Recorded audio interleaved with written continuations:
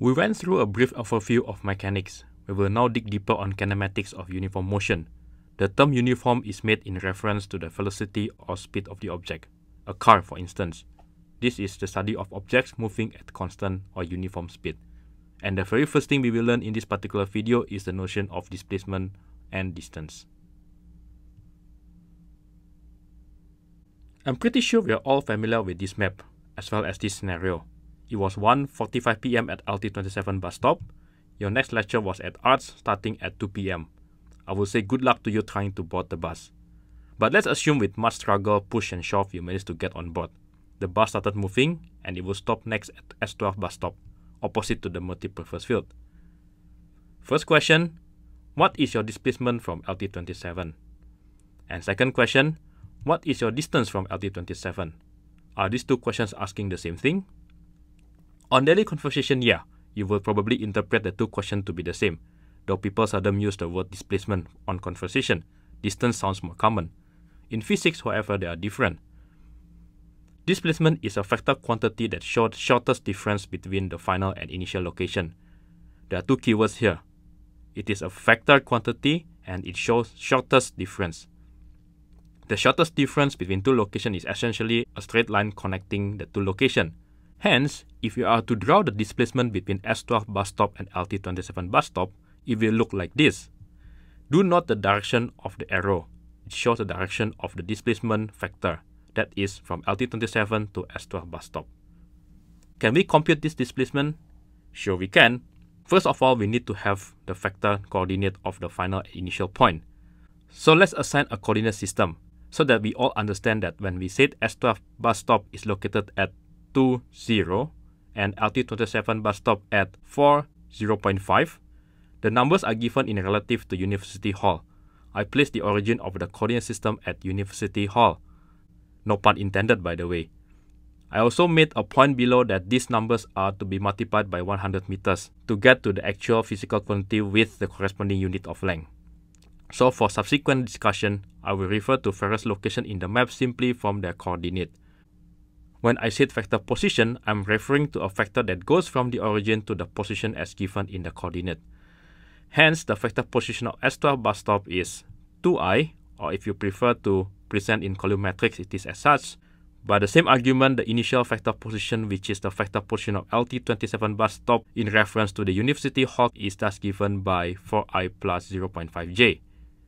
We have yet to compute the displacement between the two locations, but I will suggest that we pause for a while here to let things sink in first. You can rewind the video, and when you are ready, we shall continue. The displacement between S12 and LT27 bus stop is thus given by the difference between S12 vector position and LT27 vector position, which we further denote as D1 and D0 respectively. We have learned how to do vector addition in previous lecture series. Of course, we should know how to subtract them as well. Addition and subtraction are essentially the same, and that will give us minus 2i minus 0.5j. Or in physical distance, it is 200 meters to the west and 50 meters south. That's all about displacement. How about distance between S12 and LT27 bus stop? Distance in physics is defined as a scalar quantity that describes the actual mileage covered by an object, a shuttle bus in our case, from one point to another. The keywords here are it is a scalar quantity and it is the actual mileage covered. In other words, it is the actual number in meters or kilometers that the bus has moved. Now, assuming that it is a straight road following the red arrow that connects LT27 and S12 bus stop, then the distance between the two bus stops will simply be given by the length of the arrow. We learned how to compute a magnitude of a vector before, hence the distance is given by 2.06 or 206 meters. I use capital D to denote distance and small case d to denote displacement. Of course, in practice, the distance traveled by the bus between the two bus stops may actually be more than that, because the bus definitely will not travel in pure straight line. So far, so good. Your destination is Faculty of Arts and Social Science, so your journey is not done yet.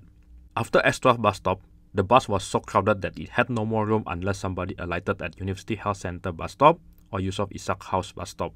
But nobody did. Everyone wanted to get to FASS. So the bus just zoomed all the way to Yusof Ishak House roundabout, paused a while for traffic, then change its course and zoom all the way to Central Library bus stop. The coordinate of the roundabout and Central Library bus stops are given as such. The factor position of each can also be inferred from the coordinates, and this time around I present them using unit vector I hat and j hat instead of column matrix. I try to expose you to a variety of presenting equations or answer in physics so that you will get used to them. It is hardly a good time to ask physics question, but, well, what is now your displacement and distance from LT27? This time around, let's start with the distance first. Since distance is a total mileage covered by the bus, and same as before, assuming the bus moves a straight line between the stops, the distance covered between LT27 and Central Library bus stop is the total length of all the red arrows.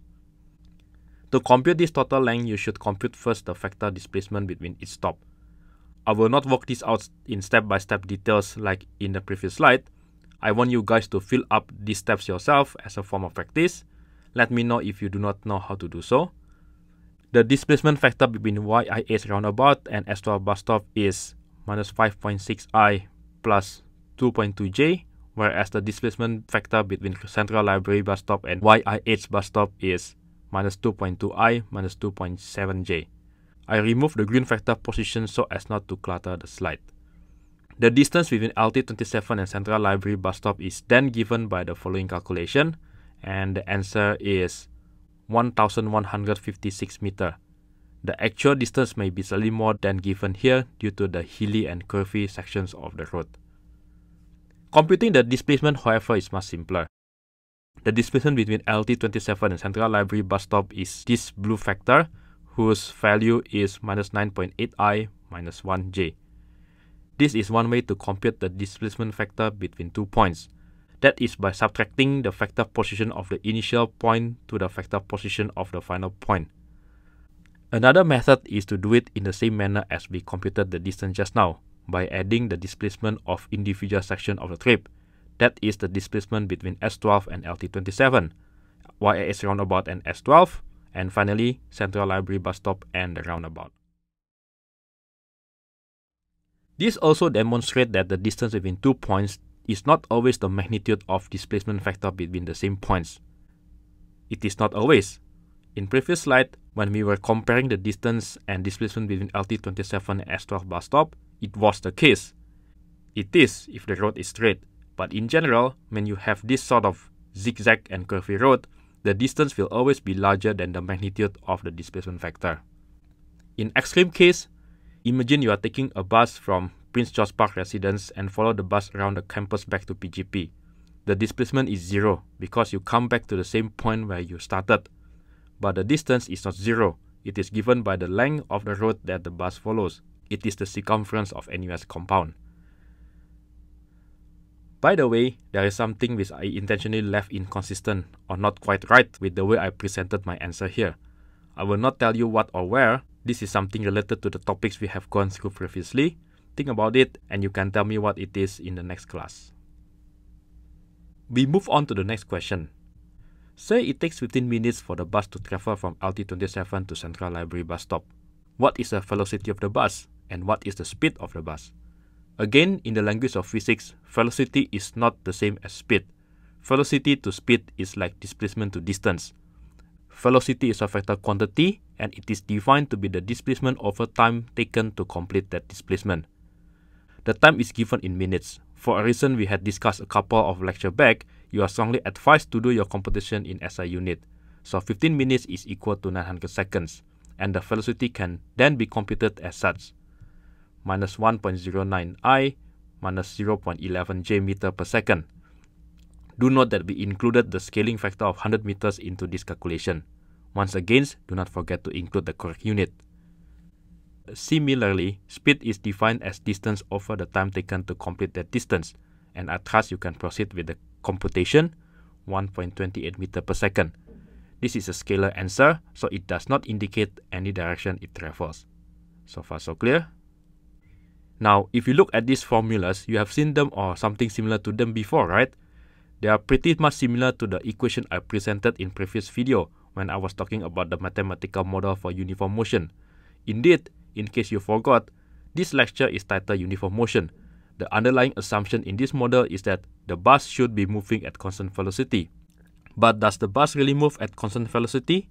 Of course not. If you ever took any shuttle bus before, you know it is impossible for the bus to move at constant velocity. A more likely scenario goes something like this. The bus moves steadily from LT27 to S12 bus stop momentarily at S12 bus stop, before picking up on speed again downhill, then start climbing hard until it reaches YIH roundabout, stop momentarily for traffic, some more uphill, then cruises down to Central Library. What we computed before was the average velocity and average speed of the bus. Average, that is what the AVG subscript stands for. When computing average velocity or average speed, we are concerned with the ratio of the total displacement or total distance to the total time taken to complete that displacement or distance. In this uniform motion model, we are to assume the bus is continuously moving at constant speed of 1.28 meter per second, for instance, right from beginning when it starts at LT27 all the way to the end when it stops at Central Library. We do not bother with the nitty-gritty of the exact event, that is whether the bus speeds up or slows down in between. We have a technical term to refer to this nitty-gritty velocity or speed. We call them instantaneous velocity or instantaneous speed. It literally means the velocity or the speed of the bus at instantaneous moment in time. So instead of considering the whole 15-minute journey, we are looking at the velocity or speed of the bus on minute-by-minute basis. Then we will find out that the speed of the bus varies from minute to minute. Sometimes it is faster than 1.28 meter per second, sometimes it is slower.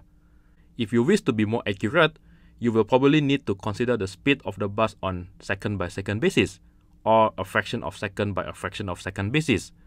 The smaller the difference in time you are using as a basis, the more accurate you are, to the point that, literally, if you can make the time difference goes to zero, you will get to the bus's instantaneous speed at every moment in time.